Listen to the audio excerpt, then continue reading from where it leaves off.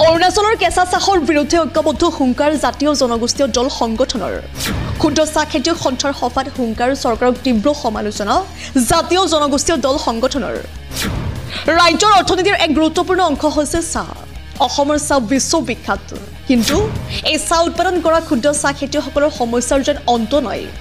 প্ৰতি বছৰে খেতিয়কসকলৰ সন্মুখত এটাৰ পাছত আন এটা সমস্যাই দেখা দিয়ে ক্ষুদ্ৰ চাহ খেতিয়কসকলৰ বিভিন্ন সমস্যা সম্পৰ্কে ডুমডুমাত এক গুৰুত্বপূৰ্ণ আলোচনা সভা অনুষ্ঠিত কৰা হয় সদৌ অসম ক্ষুদ্ৰ চাহ খেতিয়ক সন্থাৰ তিনিচুকীয়া জিলা সমিতিৰ উদ্যোগত তিনিচুকীয়া জিলাৰ বিভিন্ন জাতীয় জনগোষ্ঠীয় দল সংগঠনৰ উপস্থিতিত অসম চাহৰ সক্ৰিয়তা জীয়াই ৰখাৰ সন্দৰ্ভত আলোচনা কৰা হয় এই সভাত ক্ষুদ্ৰ চাহ খেতিয়কসকলৰ সন্মুখত সঘনাই দেখা দিয়া বিভিন্ন সমস্যাবিলাকৰ সন্দৰ্ভত বিস্তৃতভাৱে আলোচনা কৰা হয় অৰুণাচলত উৎপাদিত চাহ অবৈধভাৱে অসমত প্ৰৱেশ কৰাই অসমৰ চাহৰ নাম লৈ অসমৰ চাহক ধ্বংস কৰাৰ অভিযোগ উত্থাপিত কৰে চৰকাৰে ক্ষুদ্ৰ চাহ খেতিয়কসকলৰ বিৰুদ্ধে চক্ৰান্ত কৰাৰ অভিযোগ কৰে বিভিন্ন দল সংগঠনে শীঘ্ৰেই চৰকাৰে ক্ষুদ্ৰ চাহ খেতিয়কসকলৰ পক্ষত কোনো গুৰুত্ব নিদিলে আন্দোলনৰ হুংকাৰ দিয়ে ক্ষুদ্ৰ চাহ খেতিয়ক সন্থাই ক্ষুদ্ৰ চাহ খেতিয়ক সন্থাৰ আন্দোলনলৈ সহযোগিতা কৰাৰ প্ৰতিশ্ৰুতি প্ৰদান কৰে তিনিচুকীয়া জিলাৰ বিভিন্ন জাতীয় জনগোষ্ঠীয় দল সংগঠনে চৰকাৰক তীব্ৰ সমালোচনা জাতীয় জনগোষ্ঠীয় সংগঠনৰ মুখ্যমন্ত্ৰীলৈ প্ৰশ্নবান জাতীয় জনগোষ্ঠীয় সংগঠন তথা ক্ষুদ্ৰ চাহ খেতিয়ক সন্থাৰ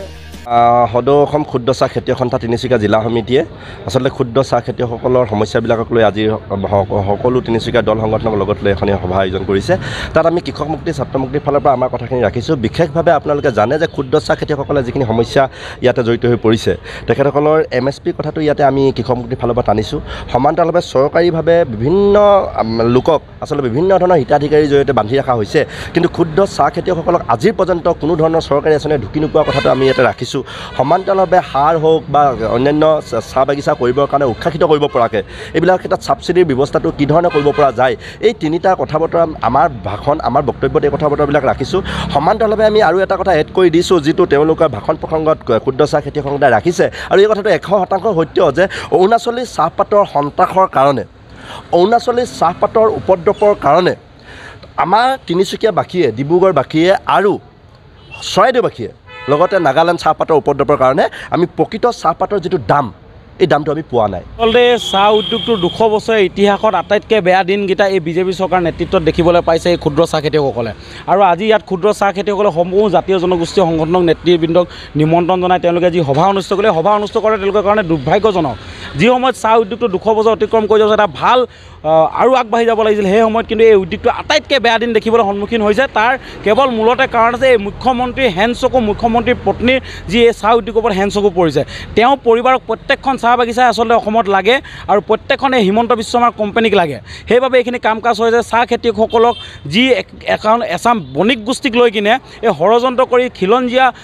মানুহসকলৰ পেটে মৰা যি ষড়যন্ত্ৰ কৰিছে আচলতে এই ষড়যন্ত্ৰৰ পৰা বিৰত থাকক আপোনালোকে দেখিছে যে প্ৰত্যেকটো দিশৰ পৰা ষড়যন্ত্ৰ কৰিছে তেওঁলোকে পাতত এক্সট্ৰা কেমিকেল বা কিবা ধৰণৰ অজুহাত দেখায় বা পাত ভাল নহয় এনেকুৱা ধৰণৰ কৈ পাতৰ দাম কমাই আনিছে তাৰ লগতে চাহ উদ্যোগৰ লগত জড়িত হৈ থকা চাহ শ্ৰমিকসকলৰ যি অৱস্থা তেওঁলোক এতিয়া ৰোগত ঢুকাবলগীয়া আছে কলেৰিয়া ডায়েৰিয়া এনেকুৱা ধৰণৰ ৰোগত তাৰ লগতে কিন্তু যিসমূহ যাতায়াতৰ বাবে ব্যৱহাৰ হয় চাহপাতৰ গাড়ী সেইবোৰ গাড়ী যদি অকণমান পাত অভাৰলোড থাকে লগালগ প্ৰশাসনে তাত 5,000 10,000 টকা ফাইন ক্ৰয় কৰি দিয়ে কিন্তু বণিক গোষ্ঠীৰ এছাম গাড়ী যেতিয়া অভাৰলোড দিনে নিশাই চলি থাকে তেতিয়া কিন্তু MBI চকু নাযায় আৰু প্ৰশাসনৰ সাহসো গোটাব নোৱাৰে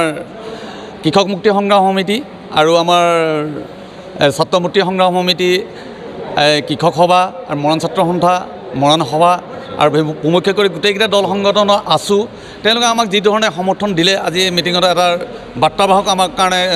অৰুণাচলৰ পাতৰ সন্দৰ্ভত যে তেওঁলোকে অসমত প্ৰৱেশ নিষিদ্ধটোৰ পৰা তেওঁলোকে আমাক সম্পূৰ্ণ সহযোগ কৰিব আৰু তাতোতকৈ ডাঙৰ কথা কি আজি যিসকল ফেক্টৰী আমাৰ এই তিনিচুকীয়াতে পাত উৎপাদন কৰি তেওঁলোকে চলাই আছে তেওঁলোকৰ কেইবাজনো আমাৰ ফেক্টৰী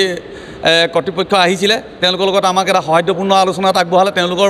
মত প্ৰকাশ কৰিছে যে যেনে ধৰক আপোনাৰ বাৰ্মা দীনদয়াল বাৰ্মা দেৱ আহিছিলে তেওঁ উন্নত মানদণ্ড চাহ বনাই পিনে অসমৰ ভিতৰত তিনিচুকীয়া জিলাত কিন্তু 1 নম্বৰভাৱে তেওঁ চাহ উৎপাদন কৰিছে ভাল গুণগত মানদণ্ড চাহ উৎপাদন কৰিছে তেওঁলোকে কৈ আছে তাৰ লগতে আমাৰ ৰামধন আগৰৱালা বুলি এজন আহিছিলে আমি আৰু কেইবাজনকো মাতিছিলোঁ আৰু কেইবাজনো ইতিমধ্যে আমাৰ ইয়াত উপস্থিতো হৈছিলে তেওঁলোকে কৈ আছে যে অৰুণাচলৰ পাতৰ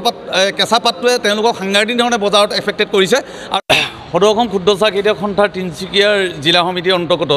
আৰু আমাৰ উদ্যোগত আজি মানে জিলা সমিতিৰ উদ্যোগত যিটো আমি বিভিন্ন জাতি জনগোষ্ঠী দল সংগঠনক আমন্ত্ৰিত কৰি আনি আজি আমি উৰুলি এই মঞ্চতে আমি এখন আলোচনা সভা পাতিছিলোঁ। এই আলোচনা সভাত আমি কেইবাটাও সিদ্ধান্ত ইতিমধ্যে ল'বলৈ লৈছোঁ আৰু ইতিমধ্যে এই সিদ্ধান্তকেইটা আমাৰ লিখিত মানে ব্যৱস্থা কৰি আছে। ইয়াত প্ৰথম কথাটো হ'ল কি আমাৰ যিটো মূল সমস্যা তিনিচুকীয়া জিলাৰ এই তিনিচুকীয়া জিলাৰ চাহপাতৰ কেঁচা চাহপাতৰ মূল্য নোপোৱা মূল সমস্যাটো হ'ল কিন্তু অৰুণাচলৰ কেঁচাপাত আৰু অৰুণাচলৰ কেঁচাপাতৰ লগতে পকাপাতৰ যি ধৰণে আহি পেলানি আমাৰ অসমৰ ব্ৰেণ্ডত তেওঁলোকে ব্ৰেণ্ডিং কৰি বিক্ৰী কৰে এই ব্যৱস্থাই কিন্তু অসমৰ চাহৰ লগতে তিনিচুকীয়া যিটো চাহৰ স্বকীয় বৈশিষ্ট্যতা এই বৈশিষ্ট্যতা তেওঁলোকে বিঘ্নিত কৰিছে অৰুণাচলৰ পাতে। এইটো মূল কথা হ'লে আমি এই গোটেই দল সংগঠনক লগত লৈ এটা সিদ্ধান্তত উপনীত হ'লোঁ যে প্ৰথম কথা হ'ল তেওঁলোকে কৈ আছে যে এই অৰুণাচলৰ পৰা যিটো কেঁচাপাত আহিছে এই কেঁচাপাত সম্পূৰ্ণ তেওঁলোকে বন্ধ কৰিবৰ কাৰণে জিলা সমিতিয়ে যিটো সিদ্ধান্ত ল'ব এই সিদ্ধান্তত তেওঁলোকে আমাক সহযোগ কৰিব। নিউজ টাক্সৰ ৰিপৰ্ট নিউজ 24 অসম।